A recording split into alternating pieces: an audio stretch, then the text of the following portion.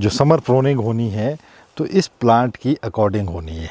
जिस पौधे ने जिसमें वेजिटेटेड है और कहाँ पे इसमें क्लस्टर बने हैं, उन क्लस्टर को देखना है और हमारा एरिया कहाँ बनना चाहिए, वो चीज़ें हमें इसमें पहले समझनी पड़ेगी।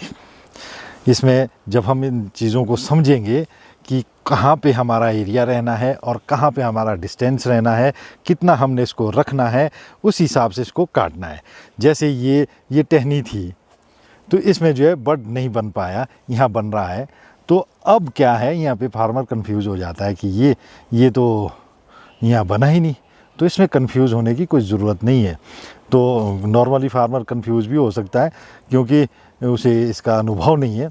तो हम ये बताते हैं कि ये जो आप आगे देख रहे हैं, जो ये स्लीपिंग आइज़ है, ये नहीं स्प्राउट हुई है। अब क्या है कि आप देखते हैं कि जो एक थ्योरी चली है कि रिंग पे कट मारो जी, वहाँ पे कट मारो जी, वो रिंग कहाँ चला गया? वो चले गया, ये इसको रिंग बोलते हैं, रिंग नहीं बोलते, इसको बोलते हैं स्पोर्स। यहाँ पे क्लस्टर बन गया है, जो इसका क्लस्टर है। तो यहाँ पे हम कट मारेंगे, इससे क्या होगा? ये गलत है क्योंकि हमारा डिस्टेंस आगे चला गया, हमें रहना है पीछे, क्योंकि हम कर रहे हैं ultra high density plantation farming. तो अल्ट्रा हाई डेंसिटी फार्मिंग में यहाँ पे नहीं जाना है, क्योंकि आपको सिर्फ 9 इंच तने से आपकी 9 इंच तक ही आप जाने चाहिए तने में, प्रैक्टिस में। ये आप इसमें ना घबराएं, क्योंकि ये स्लीपिंग आइज़ अब जो है स्प्राउट हो जाएगी बैक में। तो आपका फ्रूट मटेरियल ऐसा बन जाएगा जैसे यहाँ पे है, वैसा इन पे बन जाएगा। तो अगर हम रिंग देखते हैं तो रिंग तो इसका बहुत आगे चला गया, ठीक है। अब ये रिंग आगे चला गया तो हम फिर हमारी प्रैक्टिस भी आगे ही चली जाएगी। तो ये कंट्रोल पे नहीं रहेगा, हम यहाँ काट देंगे ताकि ये इस पर स्प्राउटिंग हो। तभी तो ये 9 इंच का डिस्टेंस भी हमारे लिए जो है कोई बड़ा इशू नहीं है। प्लांट के अंदर का जो ये आप देख रहे हैं 2 प्लांट इकट्ठे चल रहे हैं, ये भी कोई समस्या नहीं है। तो ये अभी हमने आपको क्लस्टर के बारे में बताया। जो सेब क्लस्टर बनता है, जो अंदर से जो ब्लड आता है, जो आपका जिसको आप रिंग बोल रहे हैं, तो जो वो क्लस्टर जमा होता है जहाँ पे, वहाँ पे आप कट मारते हैं। अब जहाँ पे नहीं है तो वहाँ पे आप कंफ्यूज हो जाओगे, ठीक है जी, यहाँ तो रिंग है नहीं है, अब क्या करें, हम परेशान हो जाएगा। परंतु इसमें आपको डरने की ज़रूरत नहीं है, घबराने की ज़रूरत नहीं है। अगर यहाँ पे स्प्राउटिंग नहीं हुई है, बड परफॉर्मेशन नहीं हुई है, तो आप क्या करेंगे कि कट जो है आपका सीधा होगा। जब आप कोई भी कट सीधा मारेंगे, कैंची से लगाएंगे, तो वो बैक में सारे सेब को बैक करता है और पीछे की स्प्राउट कर देता है स्लीपिंग आइज़ को। तो ये यहाँ पे स्प्राउटिंग हो जाती है उससे और आपके बड बनने शुरू हो जाते हैं। तो ये आप कोई भी कट, कैंची की जो प्रैक्टिस है वो सीधी रहे, ये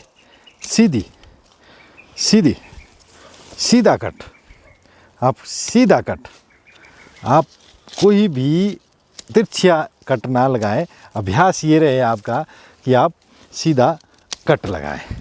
अच्छा, अब ये वाला है, अगर आप इसको देख रहे हैं तो ये बिल्कुल सही जगह पे इसमें क्लस्टर बन गया है। पूरा जो है कंट्रोल्ड जगह पे इसमें क्लस्टर है, जो मुझे चाहिए था इस स्ट्रेंथ के हिसाब से। तो इसको हम यहाँ से काट सकते हैं। तो ये बैक स्प्राउटिंग करेगा। तो ये एक कंट्रोल्ड पे जगह पे बन चुका है। ये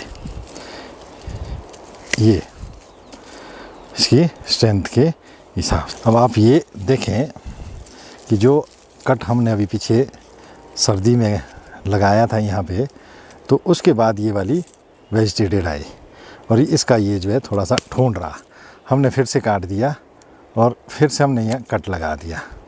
अब ये जो है स्प्राउटिंग इसने पीछे कर दी है, अब ये और करेगा इसको नेक्स्ट।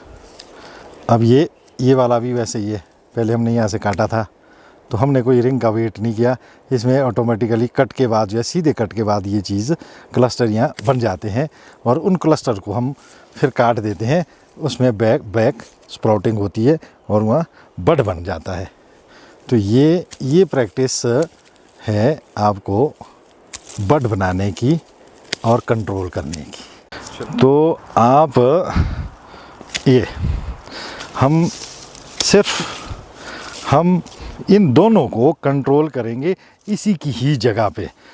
अब हम सीधा कट लगा रहे हैं, सीधे कट से जो है कोई भी ब्रांचेस भी हम कट लगाते हैं तो वो बैक को जो है जाता है। हमें इस पे अभी कोई भी ध्यान नहीं देना है कि ये क्या हो रहा है, ये सब कुछ एक्टिव होगा अंदर को इस तरह से बडिंग, ये बड बनेंगे इसमें अंदर खुद ही नेक्स्ट, क्योंकि हम सीधा कट लगाते हैं। जब हम सीधा कट लगाते हैं तो सारा सेप जो है रिवर्स हो जाता है, रिवर्स होने से जो उसमें पीछे बैक में स्प्राउटिंग होती है, स्प्राउटिंग से उसमें बड बनता है और जो हमारी ज़रूरत होती है, जो हमें मिलता है। इसमें समर प्रूनिंग का बहुत बड़ा रोल है, वो रोल आपको हम दिखा रहे हैं। ये हमने ये यहाँ रोक दिया और ये कंट्रोल हो गया। अब आप इसमें लाइट भी जा रही है, सन पेनिट्रेशन भी हो रही है और फ्रूट पे सारी रोशनी जा रही है और वो शेड भी ख़त्म हो गया। वेजिटेटेड, जो ये वेजिटेटेड हमने निकाला, ये सारे अभी से लेकर ये अक्टूबर नवंबर तक जो है ये आपकी इस पौधे की सारी फीड ले लेगा। वो हमने अब नीचे गिरा दिया है। अब ये जो भी फीड उठाएगा वो फ्रूट में कन्वर्ट हो जाएगा और बड में कन्वर्ट हो जाएगा और ये आपके मेन स्टेम से जो सप्लाई आएगी वो फ्रूट और बड में ही जाएगी। तो अब आप ये यहाँ तक की प्रूनिंग इन प्लांट की आप देख सकते हैं कि मैंने अपने जहाँ तक मैं नीचे से पहुँच सकता था वहाँ तक मैंने ये प्रून कर दिए हैं और इसमें फ्रूटिंग भी है। अब ये जो है फ्रूट सारा बाहर को आ गया है।